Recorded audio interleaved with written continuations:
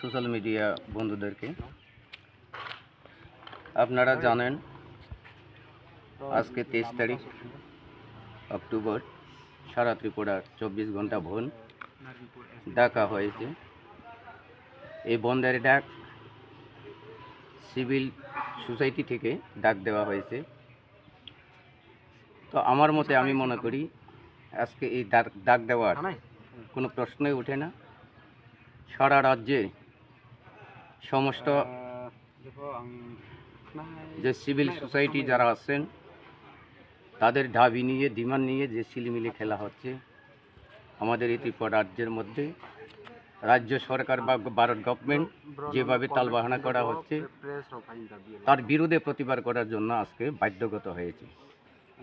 এখানে আমরা ট্রাইবেল অথবা সোশ্যাল থেকে পক্ষ থেকে এখানে আমরা জানতে চাই যে আমাদের আজকে ডিমান্ড যে বিগত দিনে কতগুলা একর, শুধু একর নয়, চুক্তিগত যে ভারত গভর্নমেন্টের সাথে যেটা সিদ্ধান্ত নিয়েছে সেই সিদ্ধান্তগুলি আজকেও একটা পর্যন্ত কোনো কার্যকারী হয়নি।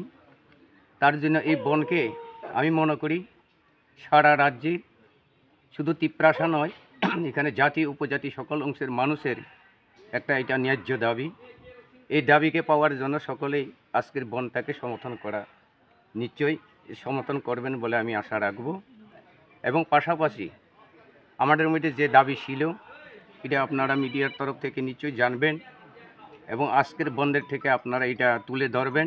আপনাদের কাছে আমরা এটা আবেদন করব যেগুলো 8 দফা দাবি এখানের মধ্যে যেটা চুক্তিগত হয়েছে এবং বিভিন্ন এটিটিএফ থেকে আরম্ভ করে এনএলটিএফ থেকে আরম্ভ করে যেগুলি চুক্তি হয়েছে এবং তার ছাড়া আমাদের বিশেষ করে যে এখানে ত্রিপাক্ষীয় চুক্তিগুলি, এটাও ভারত গভর্নমেন্ট এবং রাজ্য সরকারের মধ্যে ত্রিপাক্ষী চুক্তি হলো, সেই চুক্তিগুলি আজকেও কোনো কাজ করা হয়নি। এবং পাশাপাশি আমাদের মধ্যে যেটা ভারতবর্ষের মধ্যে ভারত ইন্ডিয়া, এটা সারা ভারতবর্ষের মধ্যে ডিক্লেয়ার করা, যারা অবৈধভাবে এখানে বাংলাদেশ থেকে, রোহিঙ্গা থেকে, যেখানে পাকিস্তান থেকে যারা এসেছেন এখানে আমাদের রাজ্যের মধ্যে বসবাস করেছেন অবৈধভাবে, তাদেরকে খুঁজে বের করে চিহ্নিত করে এবং পুশব্যাক করা। সের জন্য কিন্তু আজকে আমরা লক্ষ্য করেছিলাম বিভিন্ন রাজ্যে, যেমন নাগাল্যান্ড থেকে, মণিপুরি থেকে, আপনার মিজোরাম থেকে, আসাম থেকে, যেখানে এটা কার্যকারী হয়েছে, কিন্তু আমাদের ত্রিপুরা রাজ্যের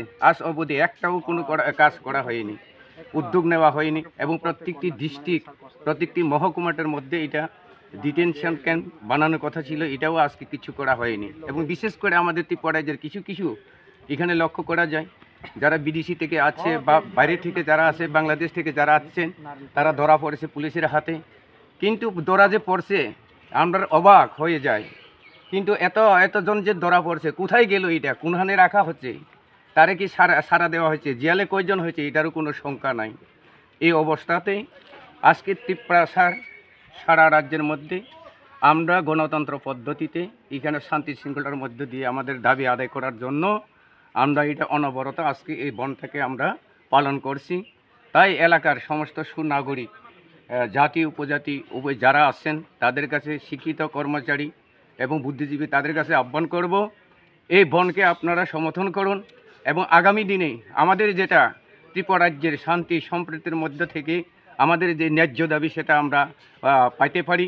এবং এই আমাদের আজকে এই বন্ধের তরফ থেকে আমরা রাজ্য সরকারকে জানিয়ে দিতে চাই আমাদের যেটা ন্যায্য দাবি, এবং সেগুলি আপনারা অবিলম্বে এটাকে কার্যকারী করা হোক। নতুবা আমাদের আজকে শুধু বন নয়, আগামী দিনে আরও বৃহত্তর আন্দোলনের মধ্য দিয়ে সেই বন থাকতে পারে এবং সারা রাজ্যের মধ্যে আমরা এই বন্ধের মধ্যে দাবি আদায়ের ক্ষেত্রে আমরা সংগঠিত করতে পারি। তাই আশা রাখবো আপনাদের মাধ্যমে আজকের এই যে বন আমি মনে করবো আজকে প্রায় 10টা-11টা বাজে নিচে আমাদের এখানে বন সফল হয়েছে এবং সারা ত্রিপুরা রাজ্যের মানুষ, কি জাতি কি উপজাতি, সকলে আমাদের বনকে সমর্থন করছে। তাই আমি মনে করব আমাদের এই বন সাকসেস, এটাই আহ্বান রেখে আপনাদের কাছে এই কথাগুলি আমি এখানে শেষ করছি। ধন্যবাদ।